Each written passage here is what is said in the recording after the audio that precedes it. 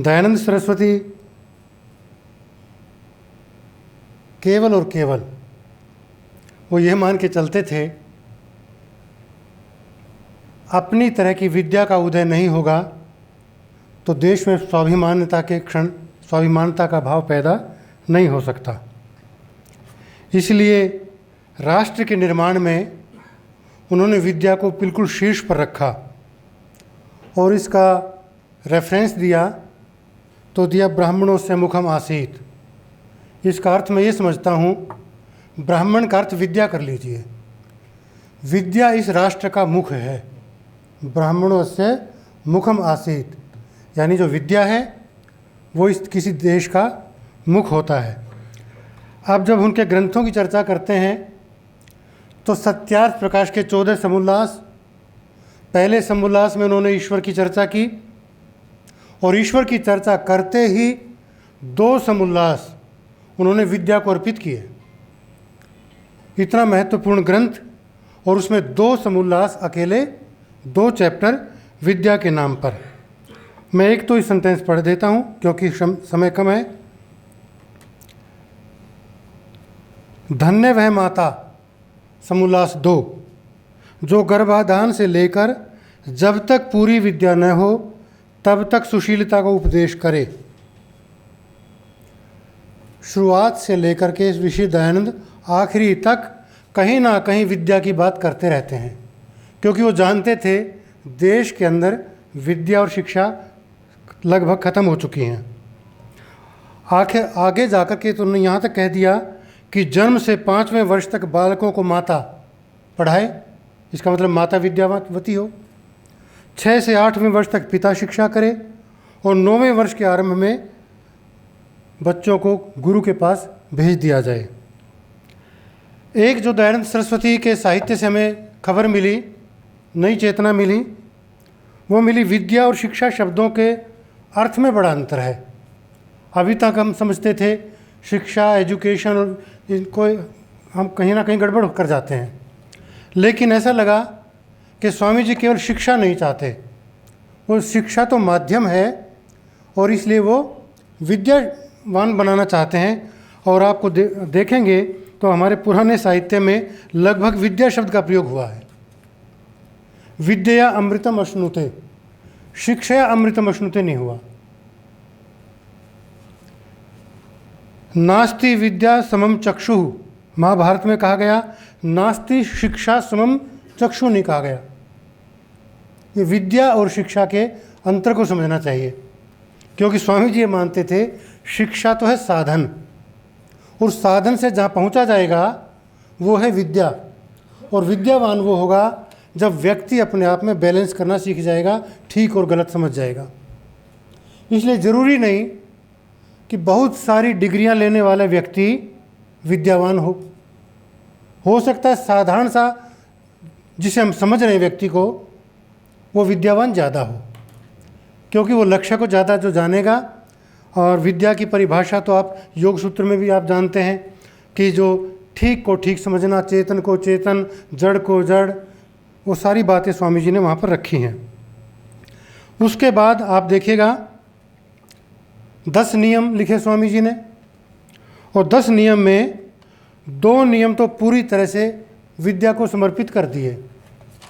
पहले जब 28 नियम थे आर्य समाज के, मैं देख रहा था उसमें 6 नियमों में केवल विद्या की बात की स्वामी जी ने। इतनी जागरूकता से स्वामी जी बात कर रहे हैं।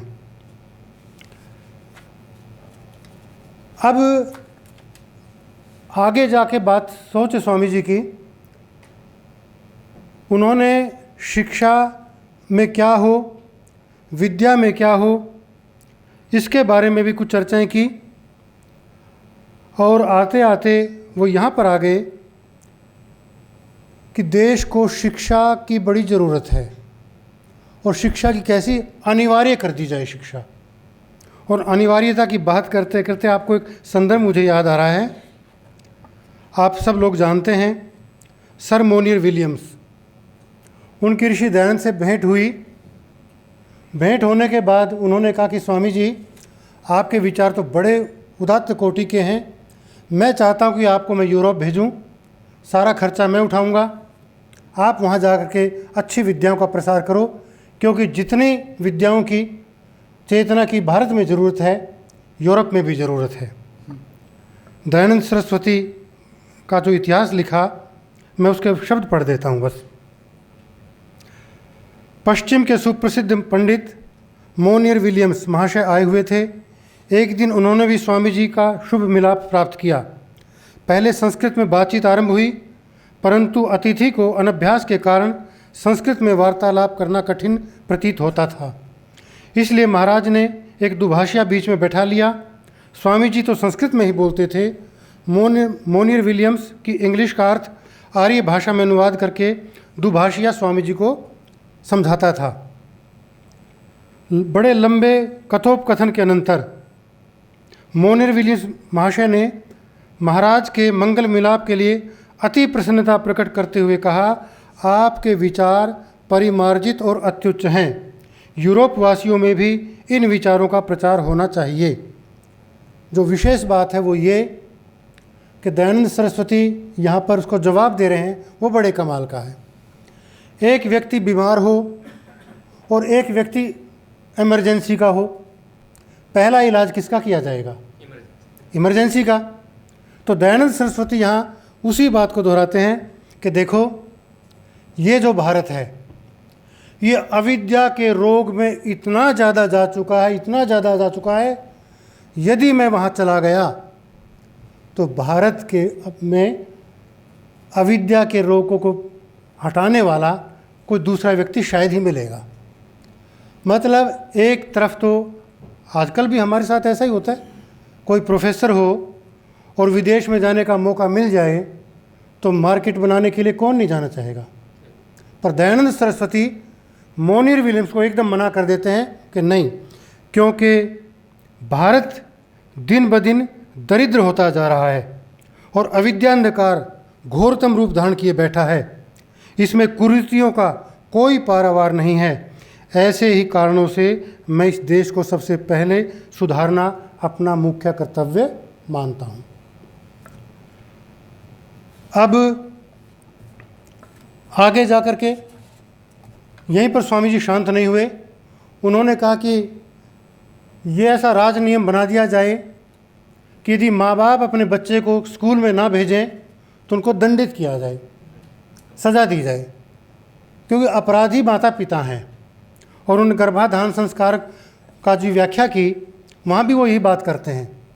गर्भाधान संस्कार क्या संतान पैदा हो जाना गर्भाधान संस्कार है, या उसकी योजना बनाना? और जब योजना बनाएंगे तो माता पिता ये योजना बनाएंगे कि हम जो संतान पैदा करेंगे उसको ऐसे ऐसे उसको इतना विद्यावान बनाएंगे, ऐसे शास्त्रों की शिक्षा दीक्षा देंगे। ये सारी बात उन्होंने आगे बताई। इसी तरह से स्त्री शिक्षाओं के लिए भी मैं बहुत सारे प्रसंग छोड़ रहा हूँ, लेकिन एक जो मुझे अच्छी बात लगी ऋषि दयानंद की, क्योंकि पुराने शास्त्रों में सब जगह ये कहा गया कि ब्राह्मण अपने पुत्र को कहीं 5 वर्ष कहा, उसका उपनयन संस्कार करा दे, क्षत्रिय उसका 6-7 साल में करा दे, वैश्य उसका और 1 आध साल बाद करा दे।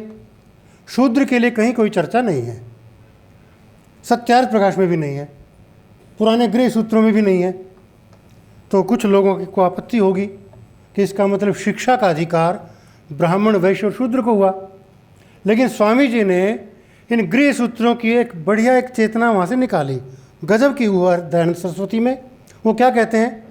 वो कहते देखो, ब्राह्मण क्षत्रिय और वैश्य ये अपने बच्चों का उपनयन संस्कार करके विद्यालय में भेजें, लेकिन कोई शूद्र है तो उसका बिना उपनयन के ही सीधा प्रवेश गुरुकुल में करा दिया जाए।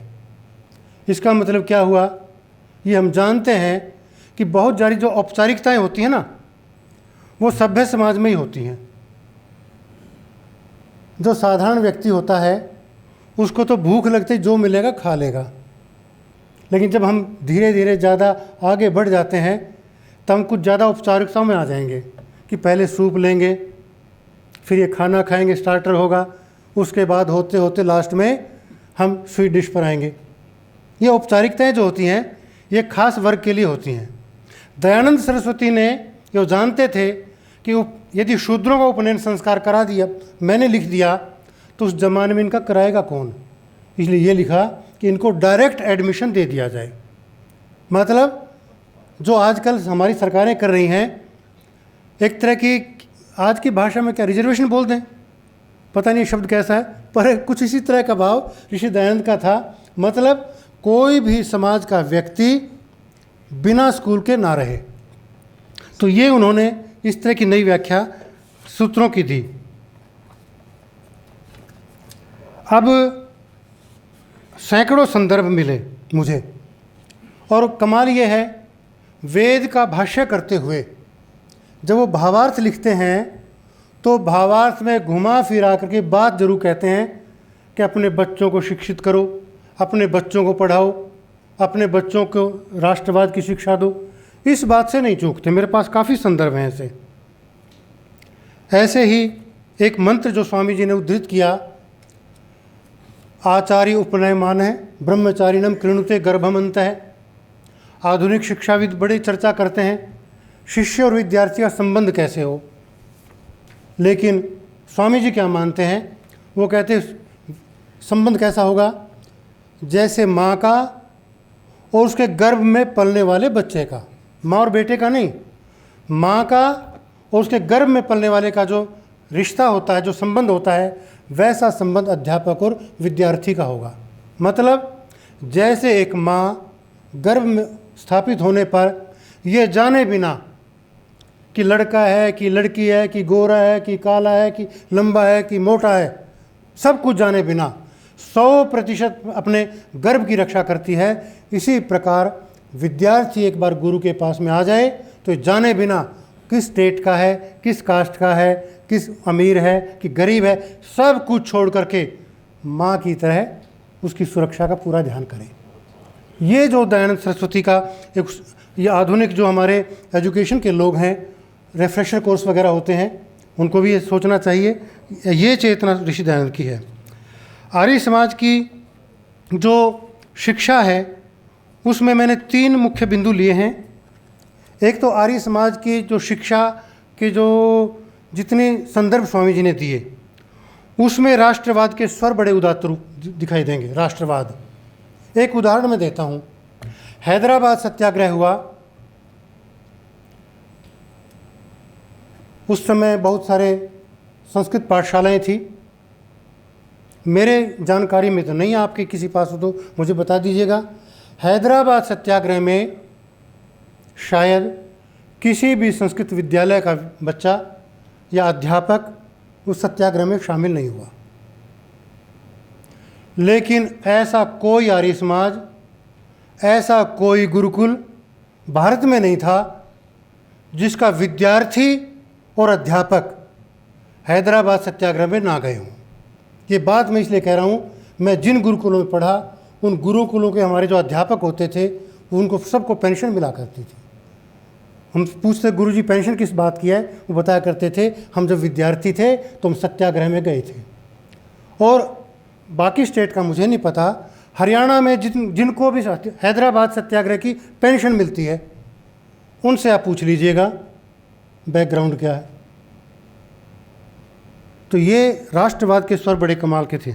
नंबर 2, नैतिकता के स्वर।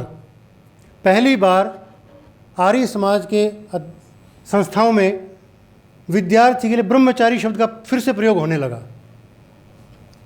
गुरुकुलों के जितने बच्चे होते हैं आजकल भी ब्रह्मचारी है, बच्ची होगी तो ब्रह्मचारिणी। और इसके साथ ये हमें तो बचपन में सिखा दिया गया था कि 25 साल से पहले विवाह नहीं करना, लड़कियों के लिए 16 साल से पहले विवाह नहीं होगा। मतलब नैतिकता के जो स्वर थे उसमें जो झूठ न बोलना, धोखा न देना, इंद्रिय संयम, ये सारी बातें आ गई थी। और तीसरा था विश्व बंधुता। विश्व बंधुता मतलब एक जो नई बात दिखाई दी, गुरुकुल में पढ़ने वाला और पढ़ाने वाला कोई विद्यार्थी अपने नाम के पीछे कोई जातिवाचक शब्द नहीं लिख सकता था। हमारे यहाँ गोत्र वंश चला करते थे और ये आर्य समाज ने फिर से गोत्र वंश चलाने की परंपरा पैदा कर दी। इसलिए गुरुकुलों के स्नातक जो होते थे, कोई विद्या भास्कर, कोई विद्यालंकार, कोई विद्या मार्तंड, ऐसे होते थे। ये जो गोत्र विद्या गोत्र हैं ये फिर से आरंभ हुए। इसके रामायण का प्रसंग दूंगा तो मैं लंबा हो जाएगा, क्योंकि वशिष्ठ और विश्वामित्र के यहाँ भी यही विद्यावंश परंपरा चल रही थी। वरना तो आप देखिएगा आजकल जो हमारे यहाँ जो गोत्र होता है, कौशिक ब्राह्मणों गोत्र हैं। ये कौशिक कौन थे? विश्वामित्र। विश्वामित्र कौन थे? वो तो क्षत्रिय थे। तो ये गोत्र परंपरा, इसका मतलब कैसे चली? उनकी विद्या परंपरा में जो लोग आए वो सब कौशिक कहलाए। ये सारा संदर्भ वहाँ आपको दिखाई देगा।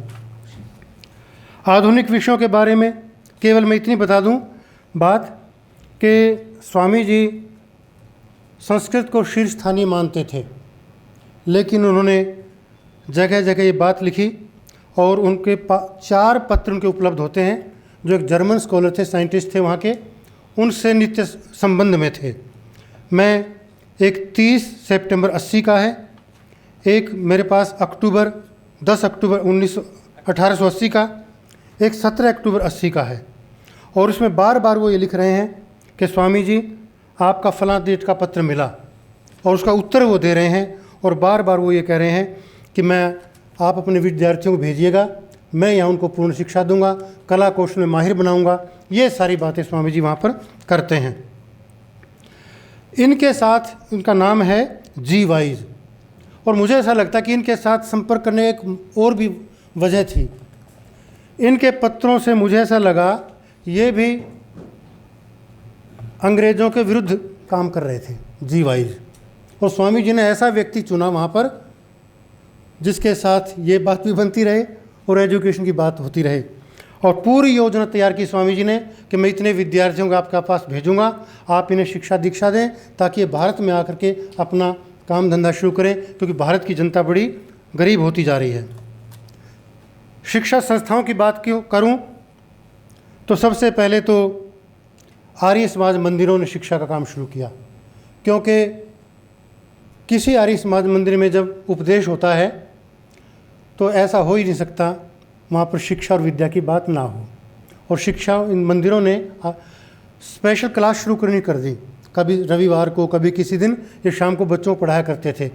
आर्य समाज में एक प्रभाव क्या पड़ा, उस ज़माने में जितने जो उर्दू लेखक पढ़ा करते थे लोग, और आर्य समाज में जितने लोग शामिल हुए वो सारे हिंदी सीख गए। मैं अपना उदाहरण दूं तो मेरे पिताजी वो उर्दू में लिखा करते थे, पर आर्य समाज में जब शामिल हुए तो हिंदी में आ गए और जगह जगह संस्कार भी कराने लगे, संस्कृत में आ गए। तो ये प्रभाव पड़ा। दूसरा जो काम हुआ वो हुआ आर्य अनाथालयों में। आर्य अनाथालय खोले गए। गढ़वाल में जब अकाल पड़ा था तो आपको आश्चर्य होगा, 50,000 लोगों को बचाया गया वहाँ पर। 50,000। महात्मा हंसराज और उनकी पूरी टीम चली गई थी वहाँ पर। और मुल्तान, लाहौर, फिरोजपुर, भिवानी और करनाल में अनाथालय खोल करके बड़ी निःशुल्क सेवा उनकी की जाती है। आप यहाँ देख लीजिएगा, करनाल तो पास में ही है, वहाँ आज भी ये बिल्कुल फ्री सर्विस होती है। और उनकी नौकरी तक, उनके विवाह भी अनाथालय आश्रम करवाता है। और बड़ा प्रचार किया इन लोगों ने। एक जो नई विधा आई जो शायद कहीं नहीं मिलेगी, वो है उपदेशक विद्यालय। आर्य समाज ने उपदेशक विद्यालय खोल दिए। और उपदेशक विद्यालय क्या करते थे, उसमें उपदेशक तैयार किए जाते थे। वो जगह जगह जा कर के लोगों को एजुकेशन के बारे में जागरूक किया करते थे। मैं भूल ना जाऊं, मुझे ऐसा लगता है कि विद्यालय शब्द शायद पहली बार आर्य समाज ने दिया है स्कूल के लिए, क्योंकि उससे पहले पाठशाला शब्द चलती थी, कुछ और चलता था। हो सकता कहीं हो, मुझे मेरी जानकारी वो बता रहा हूँ मैं। मेरी जानकारी में 1886 के आसपास पहली बार लाहौर में दयानंद ब्रह्म महाविद्यालय खोला गया। और महाविद्यालय जब शुरू हुआ और जब अंग्रेज चले गए तो सवाल ये उठा स्कूलों के लिए हिंदी शब्द कहाँ से लाया जाए। तो पहले पाठशाला चलती थी, कुछ और चलते थे, धीरे धीरे ये विद्यालय, महाविद्यालय और यूनिवर्सिटी के लिए विश्वविद्यालय चल पड़े। विश्व शिक्षालय नहीं चला, महाविद्यालय के लिए महाशिक्षालय नहीं चला, ये विद्यालय चले। चौथा जो था, आर्य स्कूल खुलने लगे, क्योंकि जगह जगह जो जितने प्रतिनिधि सभाएं थी उन्होंने अपने आर्य स्कूल खोले। और 1891 में जालंधर में आर्य कन्या पाठशाला हुई। 1916 में पंजाब के लेफ्टिनेंट गवर्नर सर माइकल ऑडवायर ने एक किताब में लिखा कि जालंधर कोई ऐतिहासिक स्थान नहीं है, लेकिन कन्या महाविद्यालय ने इसे देश भर में मशहूर कर दिया। स्कूल का ही प्रभाव था कि इससे प्रेरित होकर देहरादून, सहारनपुर, रुड़की, मुजफ्फरनगर, मथुरा, इटावा, प्रयाग, झांसी, बनारस, लखनऊ, दिल्ली, मुंबई, कलकत्ता आदि स्थानों में कन्याओं के लिए अलग से स्कूल खुलने लगे। तो ये श्रेय महात्मा मुंशीराम को जाता है, उन्होंने स्टार्ट किया था। और उसके बाद आप डीएवी के बारे में जानते ही हैं।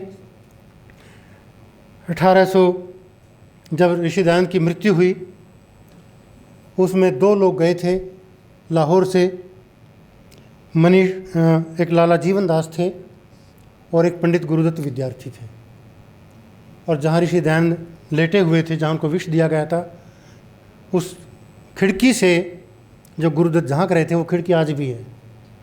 और लाहौर के अंदर एक सभा हुई, गुरुदत्त और लाला जीवन दास सारा वर्णन कर रहे थे। फिर ये बात पैदा हुई, इनका कोई स्मारक बनाया जाए। स्मारक कैसा बने, क्या कोई बड़ा मंदिर बनाया जाए, क्या कोई और कुछ बनाया जाए। तो ये विचार पैदा हो कि ना, दयानंद सरस्वती केवल और केवल शिक्षा और विद्या का प्रसार करते थे, इसलिए उनकी स्मृति में विद्या का स्मारक बनाया जाएगा। और तब वहाँ पर डीएवी की कल्पना की गई। और आपको बता दें, डीएवी पहली संस्था थी जो हिंदुओं की थी उत्तर भारत में।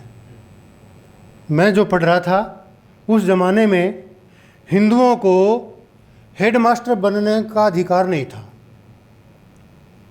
ये महात्मा आनंद स्वामी जो उनके साथ रहते थे, हंसराज के साथ, उन्होंने लिखा है। उत्तर भारत में तो निश्चित रूप से नहीं था कि कोई किसी स्कूल में कोई हिंदू हेडमास्टर नहीं बन सकता था। कॉलेज की तो बात छोड़ो। और ये पहली बार जब हेडमास्टर बने, ऐसा प्रचार हुआ पूरे भारत में, ऐसी चेतना हुई कि 5 दिन के अंदर 300 बच्चे वहाँ एडमिट हो गए। और 3 दिन के बाद लाहौर से निकलने वाले ट्रिब्यून अखबार ने इस संस्था के बारे में जो लिखा वो इतना कमाल का था कि पूरे भारत में इसकी लहर फैल गई। जगह जगह फिर तो ये हो गया। और वहाँ बच्चों को सुबह शाम संध्या करानी, हवन कराना, सारी भारतीय शिक्षा देना। उन्होंने आधुनिक शिक्षा भी देते थे, लेकिन संस्कृत कंपलसरी की हुई थी कि संस्कृत और हिंदी जरूर पढ़ाई जाएगी। अष्टाध्यायी नहीं पढ़ाते थे। कुछ दिनों के बाद वहाँ विरोध हुआ, फिर अष्टाध्यायी भी लागू कर दी गई। तो इस तरह से, और इसका सारा बहुत सारा श्रेय महात्मा हंसराज को जाता है, क्योंकि पैसे नहीं थे। उन्होंने कहा कि मैं गरीब परिवार से थे महात्मा हंसराज। बड़े भाई मुल्क राज थे, उनको 80 रुपये उनकी सैलरी थी। मुल्क राज ने कहा कि तू सेवा कर, 40 रुपये महीना मैं तेरे को दे दिया करूँगा।